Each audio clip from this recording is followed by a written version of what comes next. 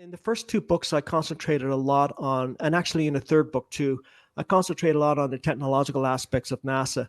But I'm beginning to see now that, and this angers a lot of people when you bring this up, but it is a fact. There's an occult aspect to NASA as well, and Well, I'm now we're now talking. starting to, yeah, now I'm really starting to look at that, and I've actually wrote a chapter in my second book, chapter one, where it gets into the occult aspect connections to NASA.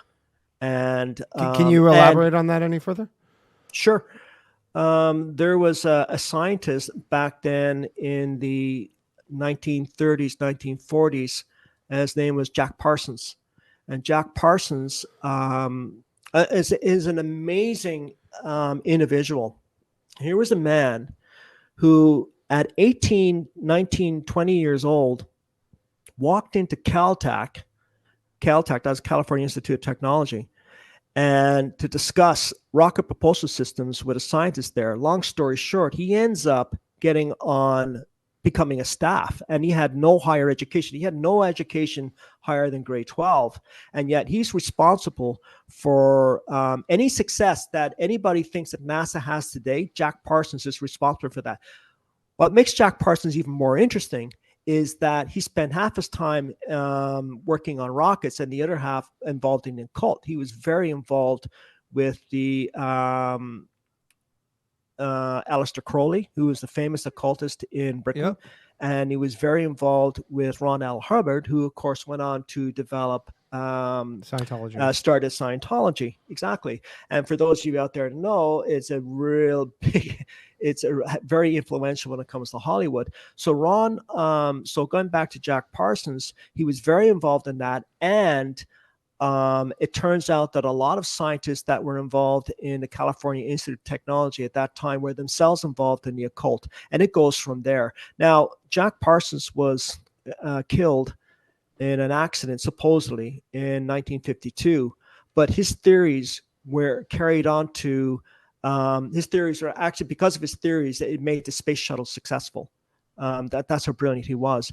The other thing is that a lot of the astronauts themselves, I think all of them, maybe except for one or two, were Freemasons.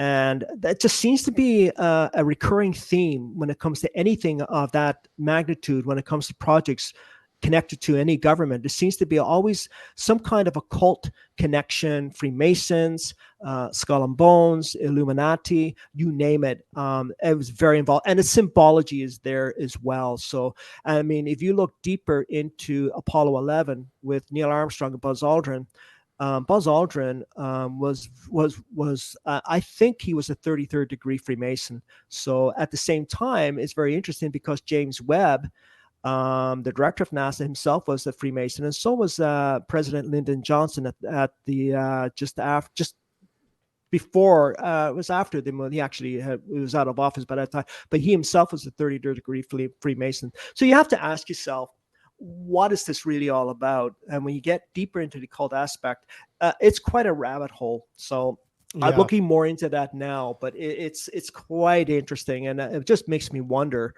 if that isn't really as your previous caller was getting at earlier, if that maybe not be the real purpose here. Yeah, and I guess, I mean, maybe if you need trustworthy people to keep secrets, some sort of secret society would be where you'd want to get Well, people actually, from. exactly. So in my third book, my recent book, I actually talk about that, and there's a scene in there where he's wondering why everybody's so compliant, because he's not part of the Freemasons himself. And you follow Freemasonry orders before you follow military orders, even though all the astronauts were military. And that's another interesting aspect of this, is the military is in full control of the NASA Apollo program at the time. And they were all military personnel that were involved in that, including the astronauts. But they were all Freemasons, and they answered to Freemasonry first, the military second. Interesting. And what where did you I guess come across that information? Where they kind of, or is that just the rules of Freemasonry? How do you know that, I guess? Yeah, I can. Well, there's doctrines out there. Freemasonry do actually like to brag about what they are and who they are and what their rules are. And you do have to, it gets very, Uh, it's very ritualistic. You go through a very serious ritualistic program. I think a lot of your listeners right now would are aware of that.